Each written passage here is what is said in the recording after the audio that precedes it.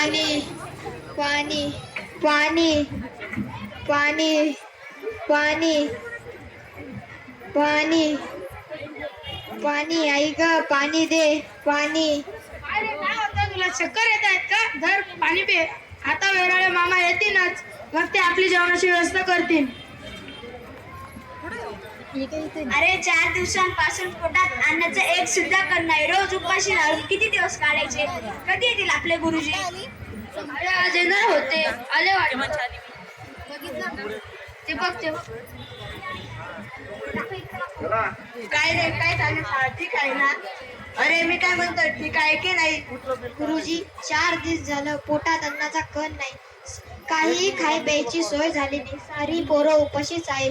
त्या किराणा दुकानदाराचे पैसे थकल्यामुळे त्यांनी काहीही सामान दिलं नाही. काय चाललं वैराळ मामा, मला सांगाल का? काय सांगू आई साहेब, काय नाही, काय बी नाही आई साहेब. तुम्ही माझ्यापासून काहीतरी लपत आहात, मला काय ते सांगा बरं. काय सांगू आई साहेब, 4 महिने आले सरकारी ग्रँट बंद आहे.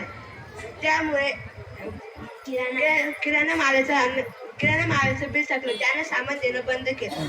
कसं मसं पोरांना जगवण्यासाठी आजपर्यंत दिस काढून, परंतु आता तर अन्नाचा एक बी कण शिल्लक राहिला नाही. काय करावं, काही सुचत नाही, कसं जगवावं या पोरांना. मामा तुम्ही काहीच काळजी करू नका. ही सोन्यासारखी पोरं उपाशी मारायची का? ह्या घ्या माझ्या बांगड्या, त्या विका किंवा गहाण ठेवा आणि किराणा सामान घेऊन या. सोन्याच्या बांगड्या हातात घालून मिरवण्यापेक्षा गोरगरिबांच्या सोन्यासारख्या पोरांचा जीव मोलाचा आहे. धन्य तुला माई, धन्य तुला माई, धन्य तू माऊली झाली दिंदुबेची सावली.